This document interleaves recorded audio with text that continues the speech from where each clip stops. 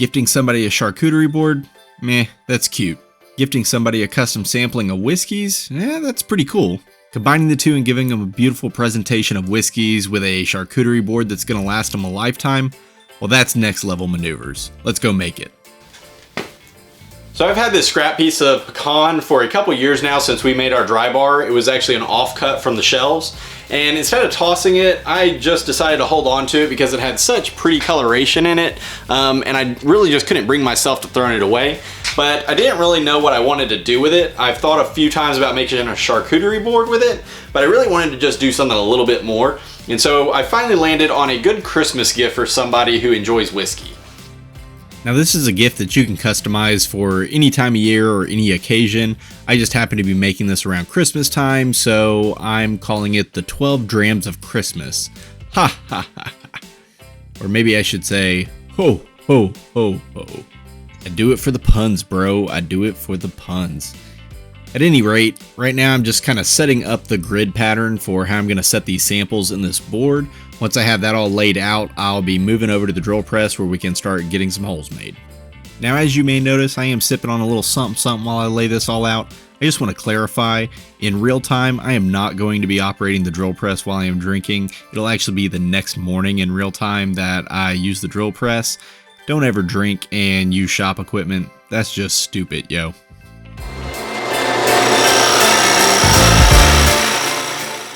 What you do at the drill press is pretty straightforward. Just make sure you hit your marks. The one piece of advice I'd give is make sure you use your depth stop. You can always take more material away, but you can't ever add it back. Now the piece of scrap pecan that I'm using came off of my scrap wood shelf, already cut to this length. It was already planed flat and it had all the edges rounded over. However, if you weren't that fortunate, you would have needed to already cut your board down to whatever length you needed.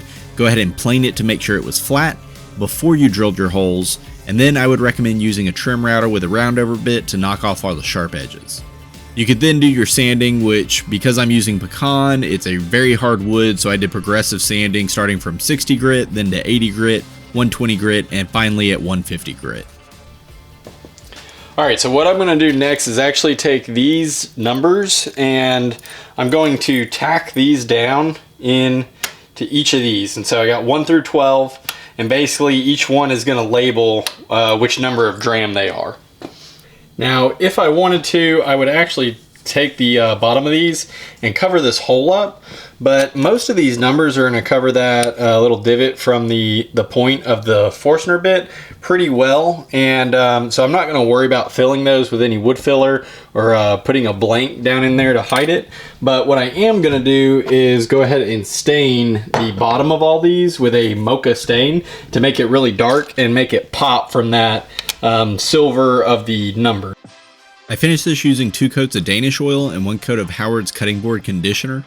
I'm a big fan of Danish oil because it really lets that natural beauty of the wood shine through, but it does have varnish as a component of it that seeps deep down into the wood and really seals it up and makes it waterproof. I gave the Danish oil over 12 hours to make sure it was fully cured, and then I applied the Howard's Butcher Block conditioner, which is a combination of mineral oil and beeswax, and it really just brings out the colors and makes the grain of this board pop. After about 20 minutes, I buffed out the Butcher Block conditioner, and then it was time to set my sample numbers. Now I'm going to set these numbers using a brass nail, but this is pecan, and pecan is a very hard wood, so I went ahead and drilled a pilot hole to get the nail started, and then I went ahead and just tapped it down with a nail set. Now I'll link the sample bottles that I used in the description below, but I had to use a 1.5 inch Forstner bit for these specific bottles, and that was a very tight fit. I actually couldn't get the bottle to go down much more than 1/4 inch just due to the rounded nature of the bottom, but at 1/4 inch it sat in there and it held it really tight.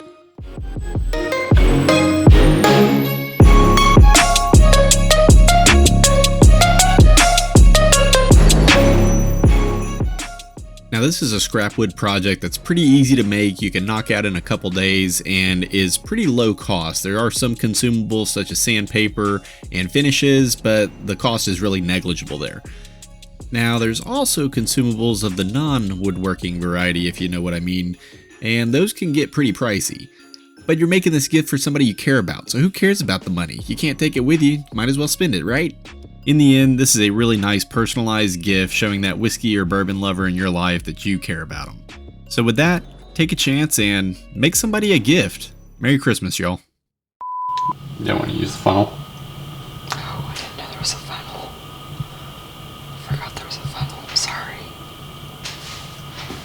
I was just intent on nailing this.